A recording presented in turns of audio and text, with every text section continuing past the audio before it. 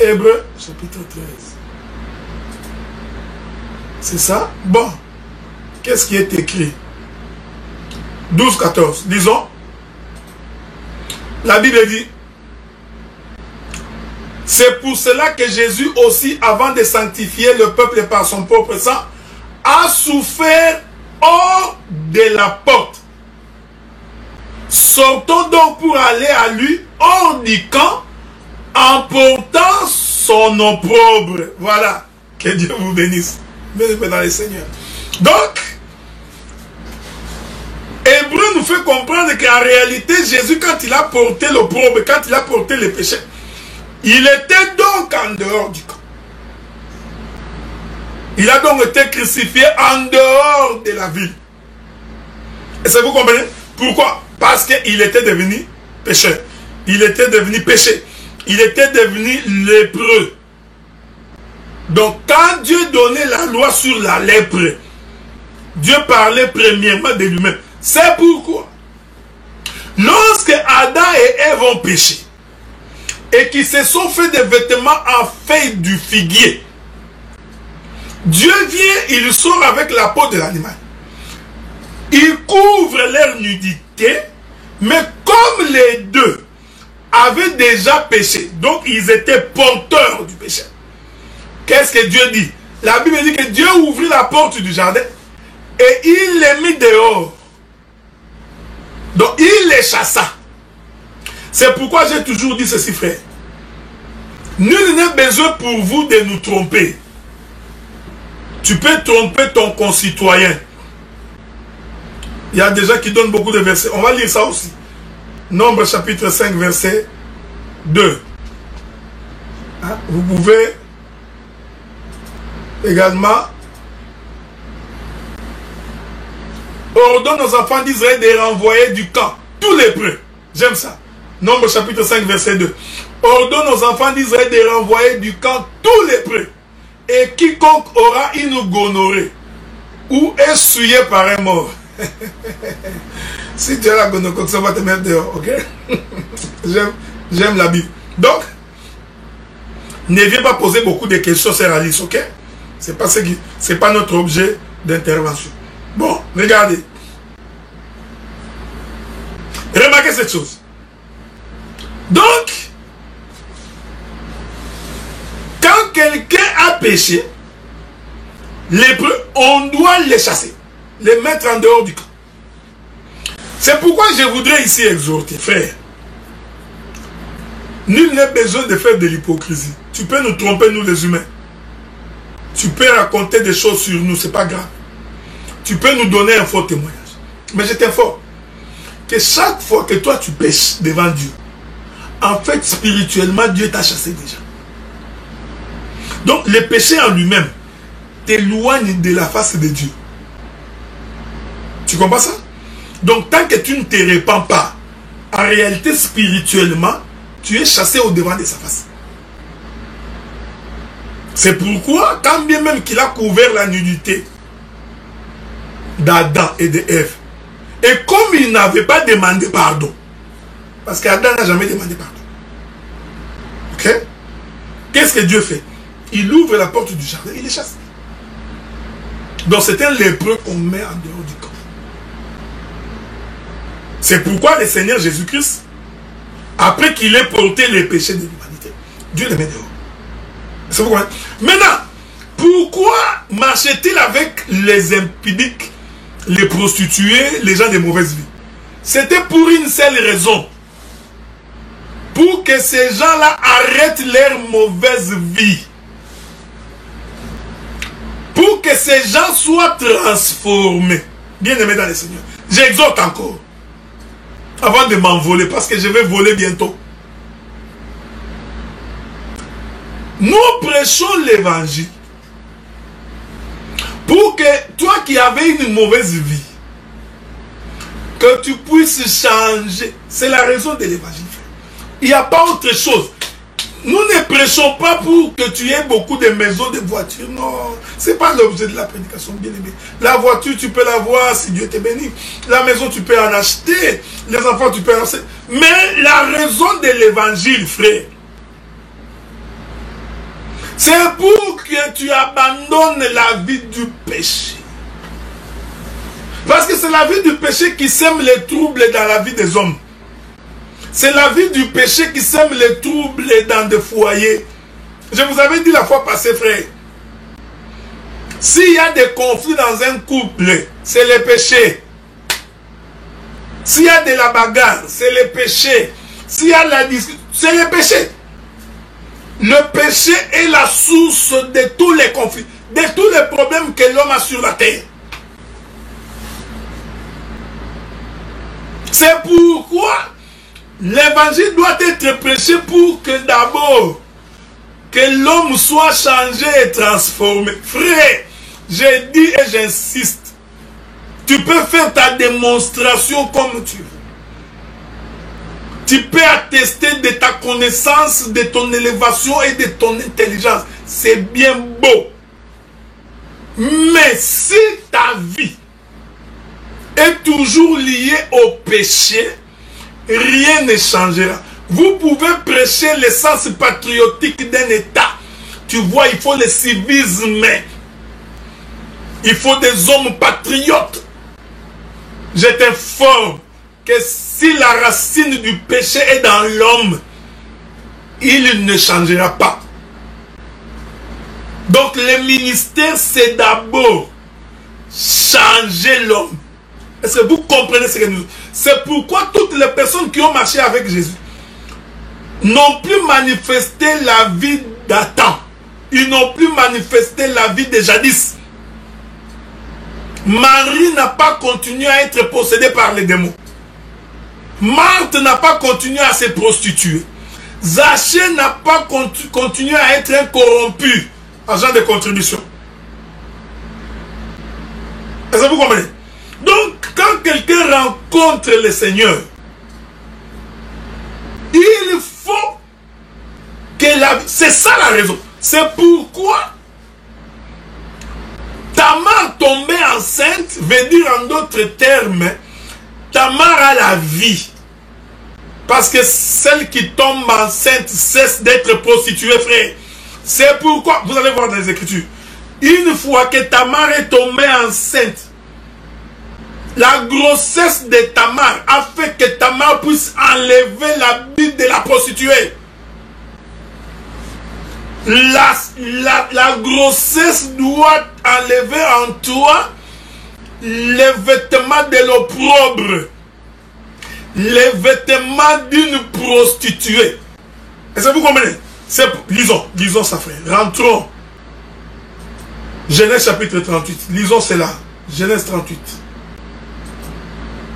Je vais sauter quelques écritures pour vous faire plaisir. Prenez avec moi le verset 18 et le verset 19. Genèse 38. La Bible dit, il lui répondit, quel gage te donnerai-je? Elle lui dit, ton cachet, ton cordon et le bâton que tu as à la main. Je voudrais te dire, frère, ce qui a fait que Tamar tombe enceinte, c'était 1, le cachet, 2, le cordon, 3, le bâton. Ce sont ces 3 choses qui font en sorte qu'un homme puisse changer. Un homme qui n'a pas le cachet, qui n'a pas le cordon et qui n'a pas le bâton ne peut pas tomber enceinte. Donc ce sont ces 3 choses parce que c'est un gage. Suivez-moi bien, frère. Parce que si tu restes dans l'ovulation féminine, tu vas te perdre. Jésus dit à Nicodème, si je dis des choses terrestres, tu ne comprends pas. Quand je parlerai des choses célestes, tu auras des difficultés. Voilà pourquoi il faut d'abord que tu comprennes les choses terrestres. La femme terrestre tombe enceinte par l'ovulation. Elle doit ovuler. Ok?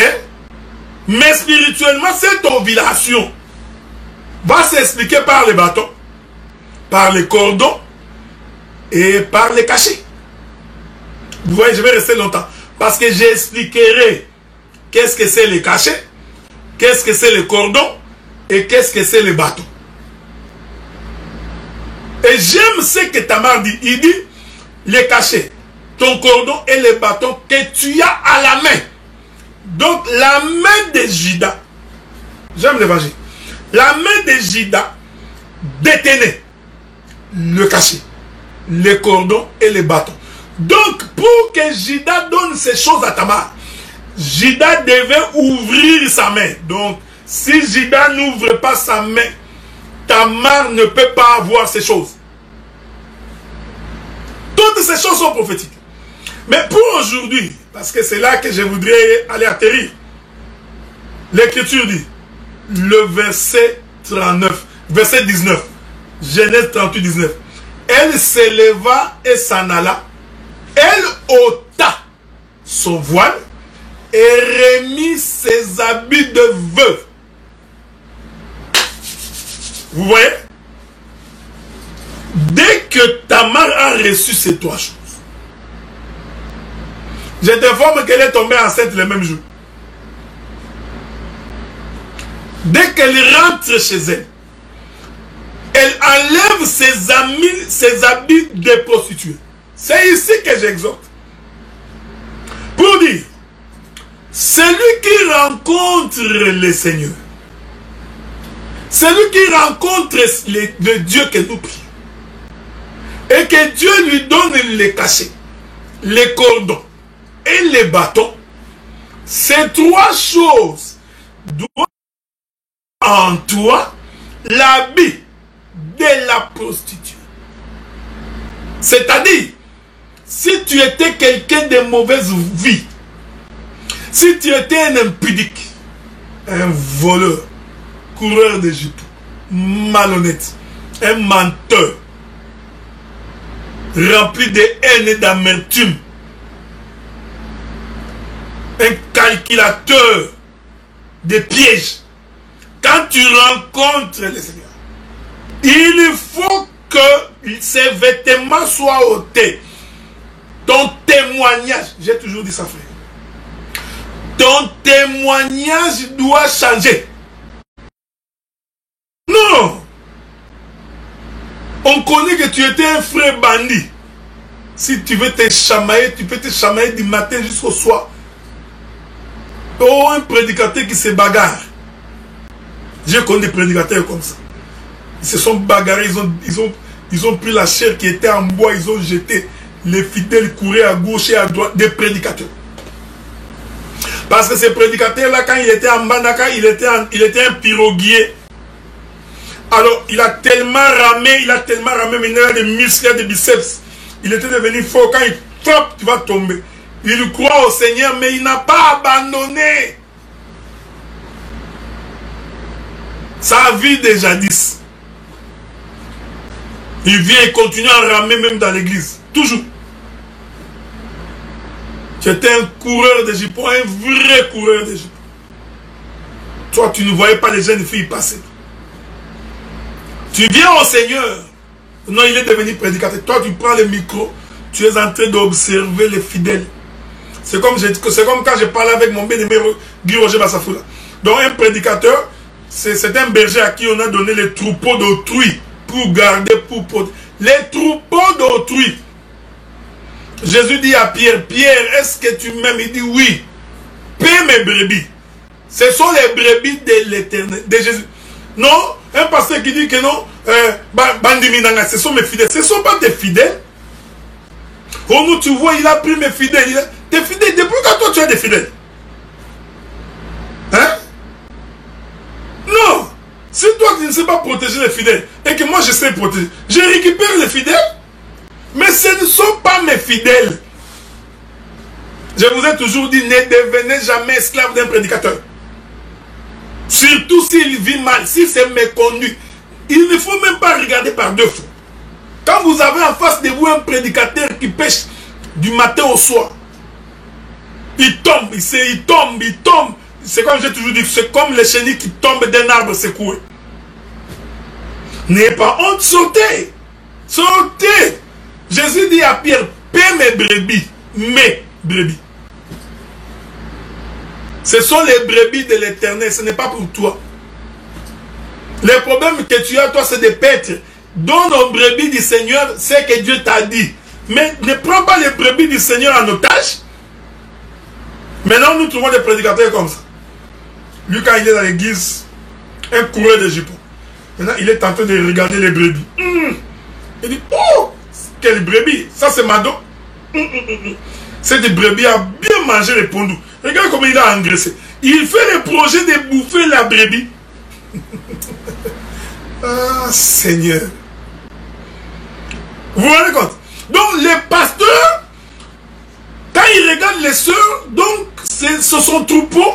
Maintenant, il fait des projets pour bouffer les brebis d'autrui. Mais toi, tu es dangereux. Tu bouffes la brebis d'autrui. Oh non, notre pasteur est un homme faible. Il faut seulement avoir pitié de lui. Non, non, non, non. Non. J'ai toujours dit qu'il y a des péchés que nous, prédicateurs, on ne peut même pas entendre ça de nous. On ne peut pas entendre ça, frère. Non, il y a des péchés, ça fait honte d'écouter. Parce que j'ai toujours dit ceci, frère. Vous savez, il y a des péchés, tu peux insulter, hein, ça te vient comme ça, tu insultes. Mais les péchés comme bouffer la brebis d'autrui.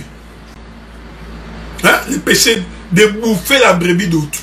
Mais ce n'est pas un péché que tu tombes comme ça. C'est un péché que tu planifies. Tu dis, la brebis a grossi. Tu prends d'abord le couteau, tu commences à aiguiser. Donc tout ce temps, le Saint-Esprit ne te dit rien.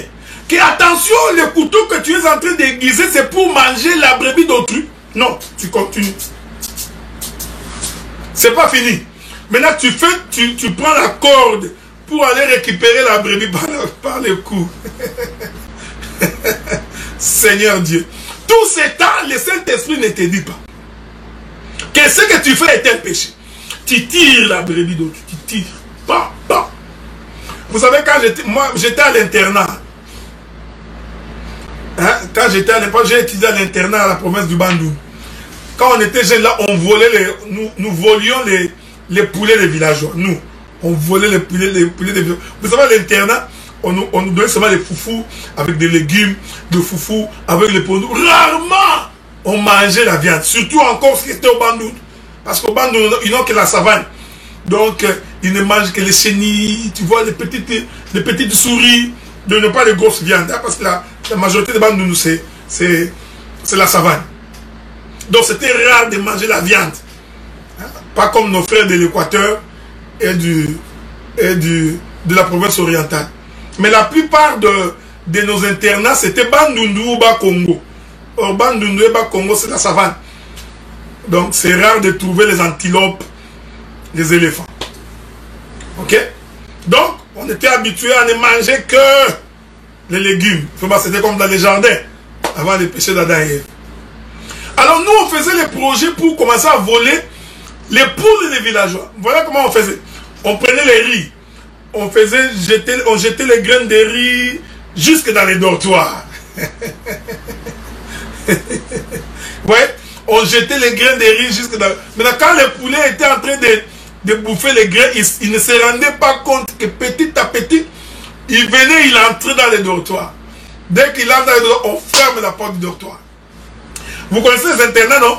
Donc, il n'y avait même pas de pavement. C'était juste le sol, hein? Vraiment au village. Là. On égorgeait la poule dans les dortoirs. On fait un trou dans les dortoirs. On fait couler le sang. On déplume la poule. On va faire cuire, bouffer la poule, toujours dans les dortoirs. C'est les pasteurs d'aujourd'hui. C'est pas bon, hein, mon frère. Il faut abandonner cette vie-là. Tu as ta femme, tu es marié. Tu cherches quoi? Tu vois?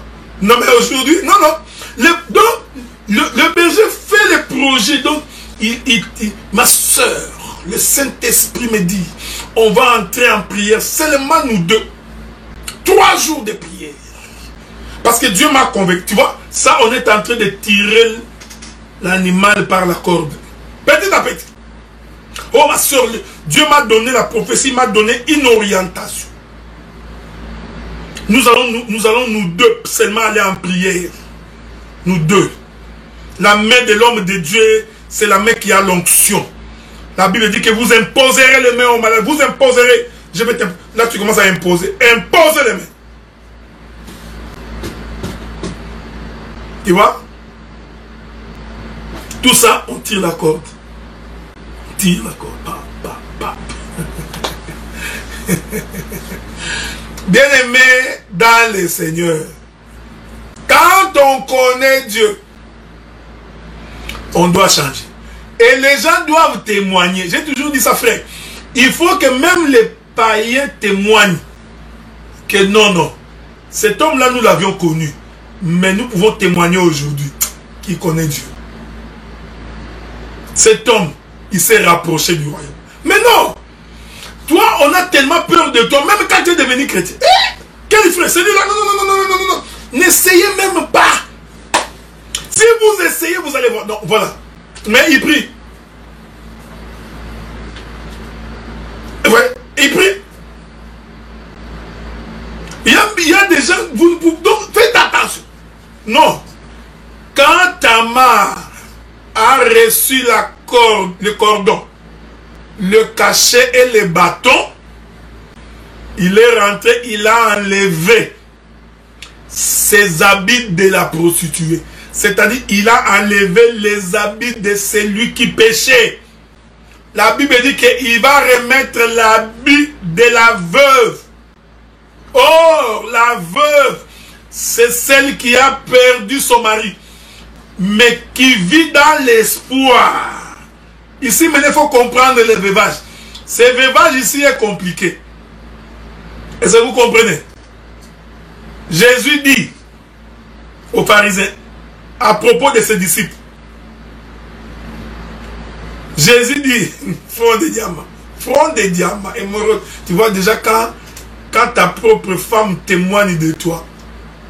J'ai toujours dit ceci, frère. Pour connaître quelqu'un qui connaît Dieu, demandez le témoignage de sa femme. Si sa femme doute, il faut douter de cet homme-là. Ça, je vous ai toujours dit ça, non? C'est toujours important. Il faut, si tu es prédicateur, il faut d'abord que ta propre femme... il ne faut pas l'intimider. N'intimide pas ta femme. Toi, soyez soumise. Non, je ne te demande pas de l'intimider. Je vais te chasser. Non. Que la femme librement puisse dire, mon mari est un homme de Dieu. Si tu as ce témoignage-là, pas de l'hypocrisie, hein, un vrai, pas les témoignages pour faire endormir les fidèles, non. Ça dit que toi-même, tu dis, mon mari c'est un homme de Dieu. C'est que c'est un homme de Dieu. Bon, bien que le témoignage de front de diamant, selon Alice, va être rejeté au tribunal. Ouais, je sais, parce que c'est... Vous comprenez? Heureusement qu'on n'est pas au tribunal. Bon, regardez maintenant. Ici, quand Tamar remet l'habit de la veuve, c'est en réalité en fonction de la promesse. Parce que Judas avait fait la promesse, il dit, laissez-moi aller avec toi, je t'enverrai les troupeaux, je t'enverrai une brebis de mon troupeau. Est-ce que quelqu'un me comprend? Donc, le problème de Tamar, il a pris en gage le bâton, le cordon. Et quoi? Le bâton, le cordon et les cachets.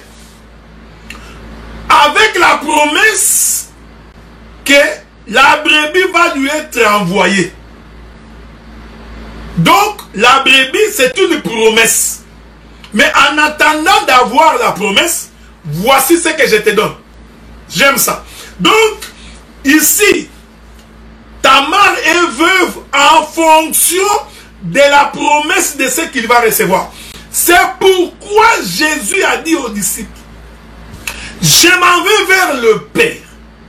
Père, ils étaient à toi. Tu me les as donnés. Je les laisse dans le monde, mais ils ne sont pas du monde. Je t'ai pris, ô Dieu, de les protéger. Qu'est-ce qui protégeait les disciples? Je t'informe. C'était les cachets, les bâtons et les cordons. Hein? Est-ce que vous me suivez? Suivez bien. Suivez. Jésus fait la promesse aux disciples. Il dit, je m'en vais vers le Père. Maintenant, il leur dit, je vous enverrai le Saint-Esprit. Voilà. Nous comprenons que la brebis promise à Tamar, c'est le Saint-Esprit. Mais en attendant de recevoir, je ne veux pas que tu partes comme ça. Laissez-nous les cacher. les cordons et les bâtons. Jésus dit, Père, je le laisse dans les mondes. Mais ils ne sont pas de... J'ai été pris, oh Dieu, de les garder. Qu'est-ce qui garde les disciples? C'est la parole. C'est le bâton, le cachet. Voyez-vous? Et les cordons. Avec la promesse de recevoir. Donc ici, quand Tamar porte de nouveau les statuts de la veuve, ce n'est pas en termes du fait que son mari est mort. Non, non, non, non, non, non. Ici, elle remet les vêtements parce qu'elle avait déjà ces trois éléments. Deux, elle était déjà enceinte. Donc l'habit du veuvage ici, c'est l'habit de celui ou de celle qui attend. C'est-à-dire de celle qui attend la promesse. Parce que Tamar savait, comme je suis enceinte, et que j'ai avec moi les cordons, les cachets et les bâtons, les propriétaires de ces trois choses ne peuvent pas m'oublier. Est-ce que vous comprenez? Les propriétaires de ces trois choses ne peuvent pas. Bien-aimés dans le Seigneur, si vous avez la promesse de Dieu, si vous avez la parole de Dieu, Dieu ne peut pas t'oublier. Dieu ne peut pas te rejeter parce que c'est ça même l'espérance. Je ne suis pas encore entré dans les détails parce que j'entrerai pour expliquer les cordons, les cachets et les bâtons. Mais je les prends d'abord en bloc. Donc je vous présente tout l'autel. Quand je les prends en bloc, c'est l'autel. Tout ça, c'est Jacob. Mais je vais faire ressortir Ruben, Lévi, Siméon, Juda, Zabulon, Nephtali, Issachar, Benjamin, Aser, Joseph. Tous ces gens, je vais les faire ressortir. Mais pour l'instant, je vous les présente en bloc. Les trois choses, c'est la parole qui a été donnée à Tamar. Tamar, garde. C'est pourquoi je te donne un conseil, frère. Garde les dépôts de la parole. Protège la parole comme étant la prunelle de tes yeux.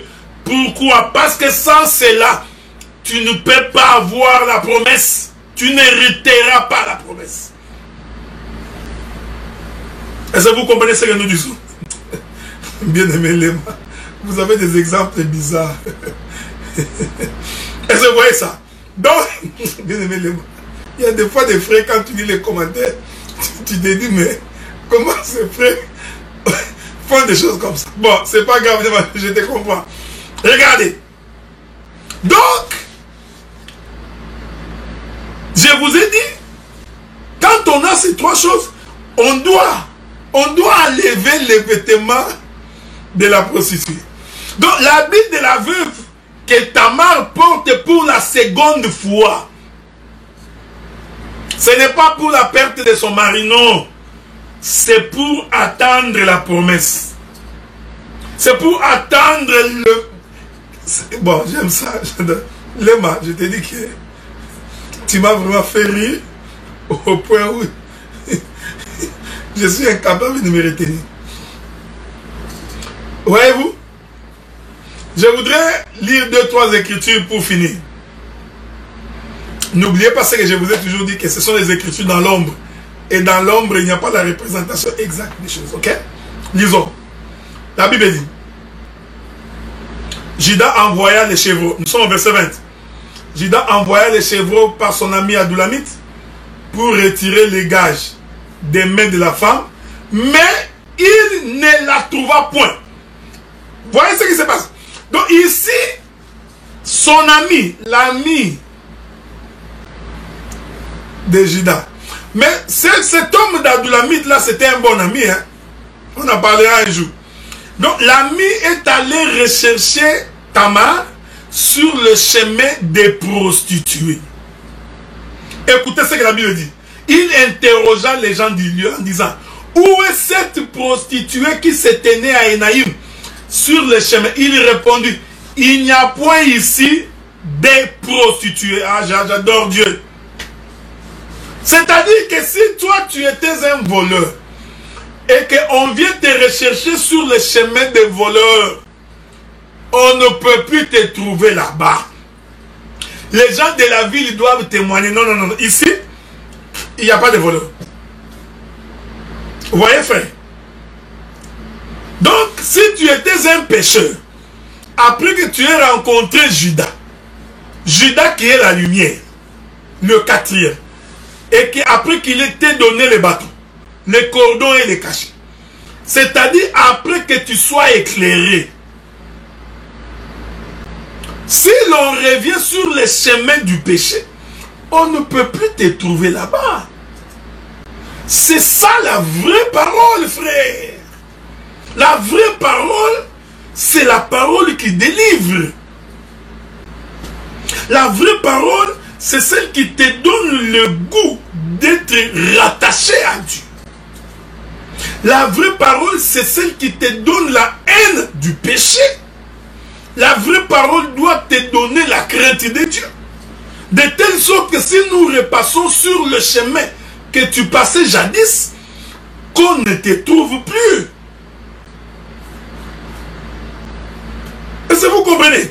Mais aujourd'hui, tu ne peux pas dire que tu vas à l'église, tu pries le Seigneur, mais tu as toujours les mêmes témoignages que tu avais à l'époque de Kavacha. On te connaît toujours comme l'homme de Bella Bella. Donc toi, même quand les gens t'évoluent, toi tu n'évolues pas. C'est ça, c'est pourquoi nous disons, quelqu'un ne peut pas dire qu'il va à l'église. Même toi, prédicateur, si tu prêches, tu constates que les gens ne changent pas, il faut te poser la question, mais qu'est-ce qui ne va pas? Prends le temps de prier le Seigneur, implore Dieu, dit Dieu a de faire grâce à ces gens, que Dieu leur accorde la miséricorde pour qu'ils changent de mode de vie. Judas va envoyer qu'on aille vérifier sur le chemin de la prostituée si on trouvera la femme. Ils sont arrivés, on dit on ne connaît aucune prostituée ici. Vous comprenez, frère? Ces choses ici expliquent les choses du royaume. Ces choses ici expliquent les mystères, frère. Et Tamar tombe enceinte, frère.